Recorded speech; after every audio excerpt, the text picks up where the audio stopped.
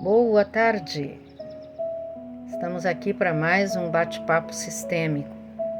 E nesse dia de hoje nós estamos aí no dia 6 de dezembro, né? Já estamos aí muito a caminho de um ciclo que vai se encerrar e outro já se segue. A vida é cíclica, a vida é numa leitura de altos e baixos também, de impermanência. A vida não pode ser vista apenas com uma leitura linear. A vida é cíclica. Quando nós começamos a olhar para isso e olhar também dentro da ótica sistêmica da vida, orgânica dessa vida, nós começamos a introjetar melhor esse raciocínio, esse sentimento. Tá? Eu hoje eu sempre reflito muito sobre muitas questões e principalmente dentro desse olhar sistêmico eu estou sempre aprofundando, estou sempre revisando, estudando, revisando em mim mesma. E nós estamos chegando aí perto do Natal, né?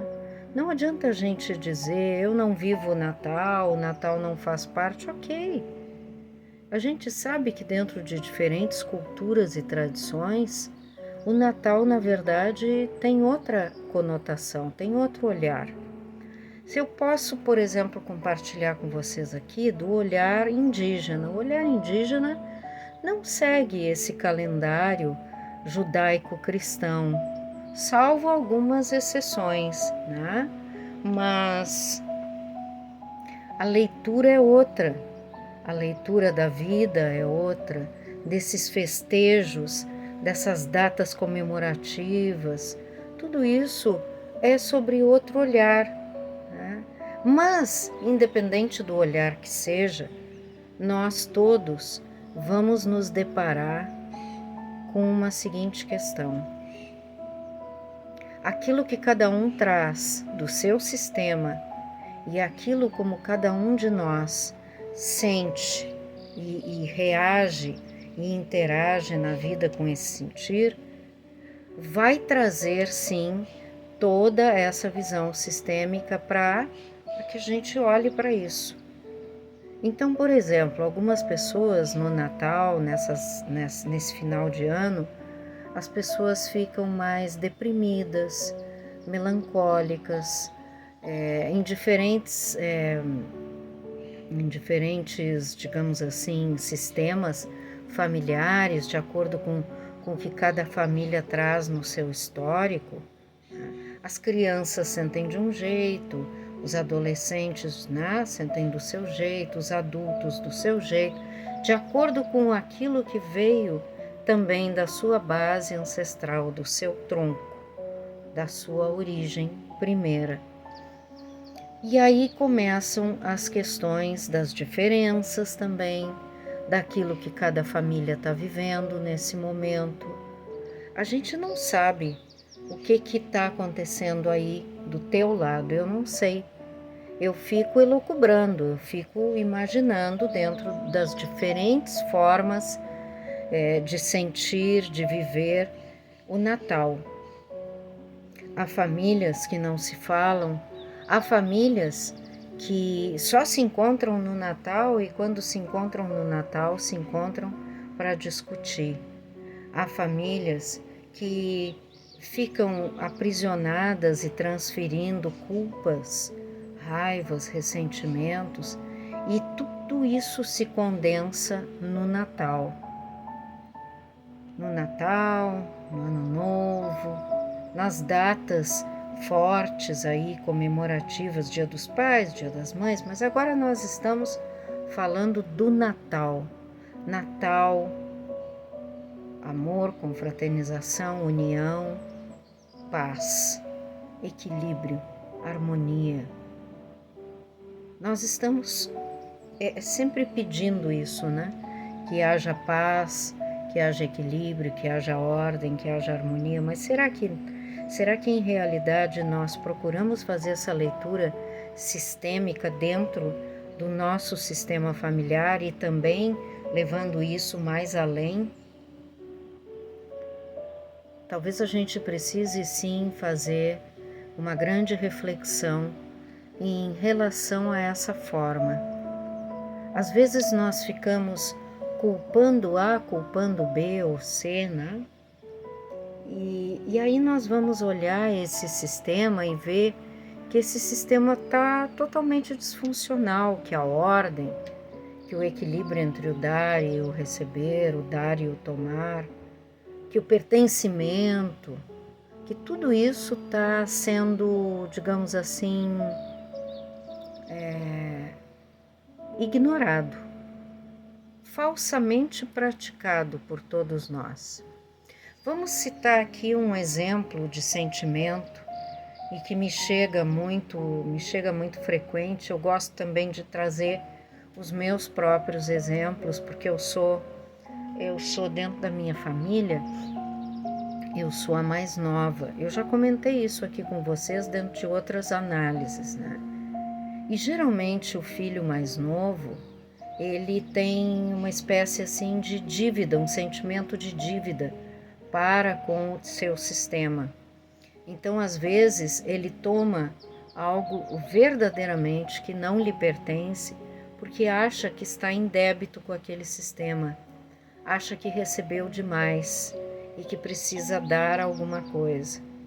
Na verdade, o que nasce primeiro, o que nasce segundo, o que nasce terceiro, enfim, né? Todos deveríamos ocupar o nosso lugar, ou seja, não dar além daquilo que se pode, não tomar aquilo que não é seu. São princípios básicos, sistêmicos, que a gente sempre vai repetir aqui para vocês e que nunca vai ser suficiente, porque dentro do que cada um está vivendo, isso vai passando meio que desapercebido, vai sendo tratoriado, vai sendo... muitas vezes a gente fica lá naquela postura da vitimez, de não poder estar, por exemplo, e famílias que de repente tomam outros rumos, famílias que entram num processo, por exemplo, de separação, né, dos pais e que o pai se casa com uma outra pessoa, a mãe com uma outra pessoa, e aí se constituem outros sistemas aí que vão fazer parte, vão pertencer. E de repente começam os jogos que sem querer a gente acaba se colocando nesses jogos, nessas questões de por exemplo, ficar aprisionados ou em lealdade a alguém dentro desse sistema. Nós vamos tomando as dores daqueles que porventura nós, né, acreditamos e colocamos sobre uma leitura e um julgamento equivocado também aqui dentro, né, de que tais e tais pessoas foram abandonadas, são vítimas de algo, né? E tudo isso se condensa no Natal, porque o que o Natal nos provoca? Nos traz essa reflexão de união, de família, de pertencimento, de amor, mas o que talvez nos falte para que nós possamos aqui dentro estar em leveza, em sentimento de leveza, é reconhecer as diferenças, reconhecer que outros cenários foram construídos, reconhecer que todos têm o direito né, a participar desse movimento, porém, temos que ter uma ordem aí. Temos que todos buscar reconhecer o nosso papel, porque muitas vezes a gente fica aprisionado lá na infância, né? E a gente fica sempre se sentindo excluído, menos amado, menos, né? Ou a gente transfere esse menos para outras pessoas dentro do sistema, e aí vira uma bananosa também. Ou a gente transfere responsabilidades a pais e mães, né, que, por exemplo, já nem estão entre nós, mas sempre vão estar em nós, sempre vão estar conosco, mas muitas vezes a gente quer colocar no colo de alguém a responsabilidade por aquele que partiu. Aquele ou aquela que partiu jamais vai poder ser outra pessoa dentro do sistema. Ela tem a sua presença, ele ou ela tem a sua presença. Todos nós temos as presenças. Por exemplo, né, meu pai, deixa eu me posicionar um pouquinho melhor aqui. Meu pai faleceu quando eu tinha 10 anos. Né? Se minha mãe tivesse se casado, que ela não se casou, nós, as suas filhas, teríamos hoje um outro pai. Um pai que as pessoas nomeiam como quiserem, um padrasto. Eu não gosto muito dessas expressões, nem de madrasta, nem de padrasto. Eu acredito que nós já podemos passar todos a uma leitura de companheiro, o atual marido, a atual esposa, porque no movimento da vida isso pode acontecer, e isso acontece e muito.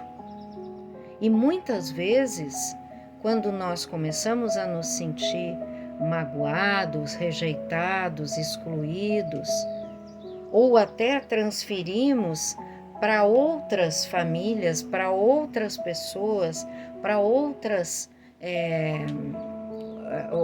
figuras dentro do sistema, nós em desespero muitas vezes transferimos por uma falta de consciência, de aceitar que houve mudanças, de aceitar que todos têm o seu lugar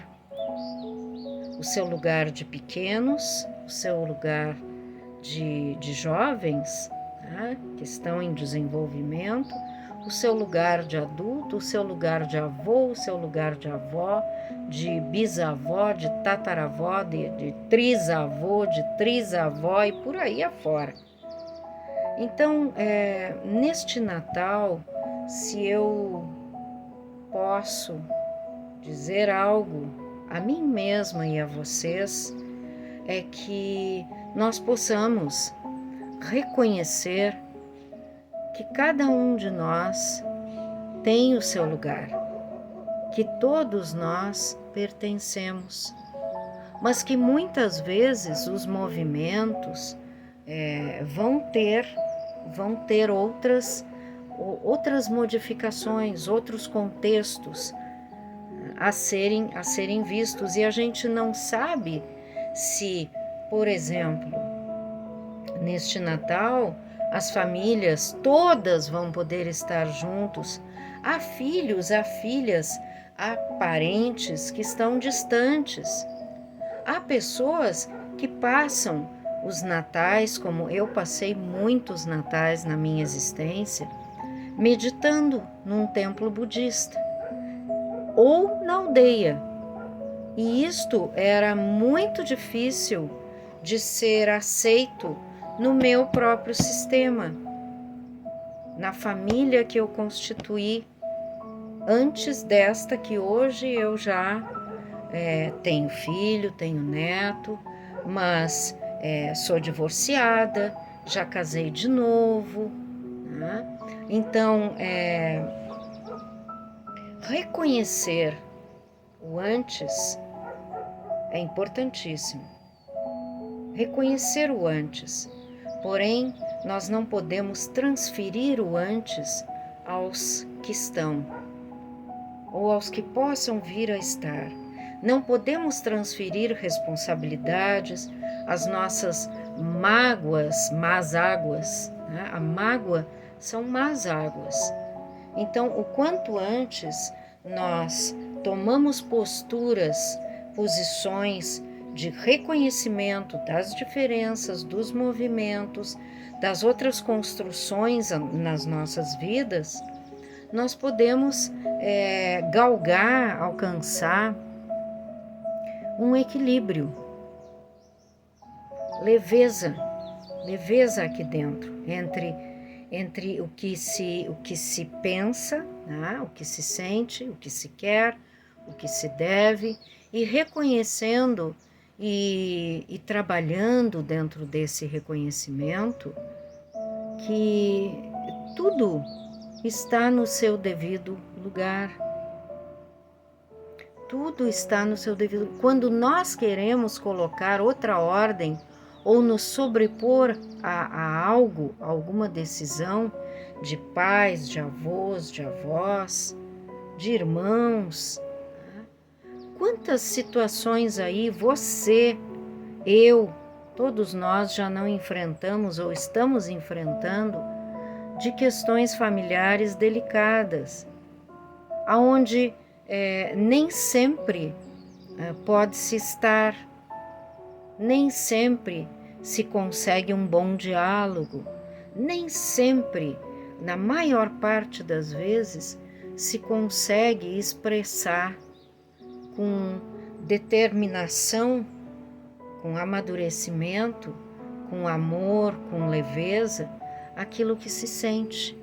Muitas vezes a gente fica lá, né? Os filhos, por exemplo, mais novos, como eu sou a mais nova, muitos de nós tomamos aquilo que não é nosso, realmente, e a gente fica naquele pensamento de que eu tenho que fazer, eu tenho que cumprir, porque ninguém vai fazer melhor do que eu preciso salvar esse Natal, eu preciso salvar a família, eu preciso. Mas será realmente que é assim? Ou será que todos nós que reconhecemos os nossos papéis, o nosso lugar, que cada um de nós tem que realmente assumir aquilo que pode, aquilo que sente que deve e não descumprir essa ordem do sistema. Muitas vezes nós pisamos aí e acabamos entrando numa dinâmica, num redemoinho, numa dinâmica de codependência emocional também. Então, por exemplo, aonde não é da nossa alçada, talvez a gente possa dizer: aqui eu sou pequeno, aqui eu sou pequena, aqui eu não posso opinar, mas os outros podem e devem opinar, conversar, debater, porque são grandes. Quando a gente trata os pais da gente como pequenos, como incapacitados, a gente enfraquece, porque a gente vem de onde? Vem desse tronco, desse pai e dessa mãe. O pai é o pai, a mãe é a mãe. O espírito do pai é do pai. A mãe é a força que nutre, que acolhe, que alimenta. O pai leva para o mundo, nos apresenta outros e outros sistemas, nos mostra esse mundo. E nós, muitas vezes, dentro das nossas famílias, não tivemos esse apoio, não tivemos essa ordem, porque talvez os nossos pais também não tenham aprendido, praticado essa ordem. Talvez os nossos pais tenham sido tremendamente limitados no exercício do amor, do acolhimento, do diálogo. Eu escuto muito as pessoas dizerem: mas minha mãe não fala, mas meu pai não fala. Talvez eles não tenham exercitado isso com os pais deles. Os pais não tenham exercitado com eles. E aí, a gente vai viver culpando, transferindo culpa para lá, culpa para cá, mágoa para cá, ressentimento para lá? Não dá, não flui. Uma das questões que eu tenho aprendido muito, tem sido um exercício difícil também para mim, sabe? Porque pela minha formação de base e também por principalmente ter tomado um rumo na minha vida extremamente diferente e aonde eu ousei explorar um universo e fui em busca da minha cura e ainda estou na cura de mim em todos esses processos que eu compartilho com vocês, em todas as constelações que eu focalizo, em todos os cursos, em todos os desenvolvimentos que eu pratico na minha profissão, na minha vida, eu estou sempre num processo de grande cura, nos cursos que eu faço, nas leituras que eu mergulho. E aí eu compartilho com vocês com essa realidade, com a realidade de que eu também não tenho uma bolinha de cristal, né?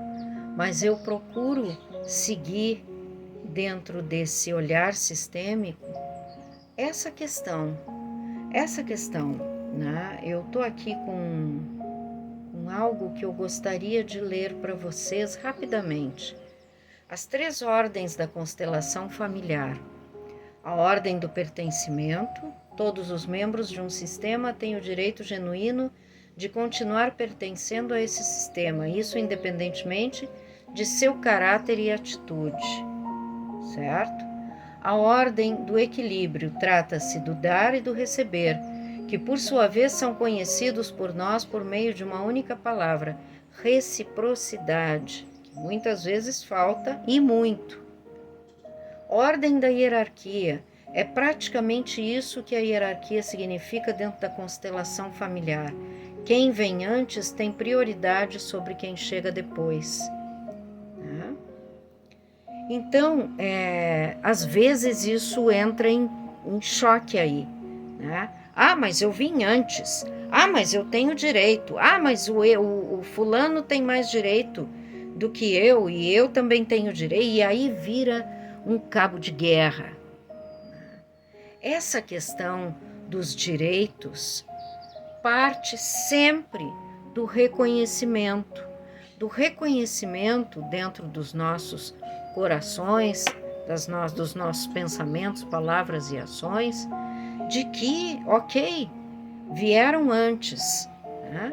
Mas isso não significa que, porque vieram antes, estes que vieram antes são, digamos assim, os mais merecedores, né? Não existe isso.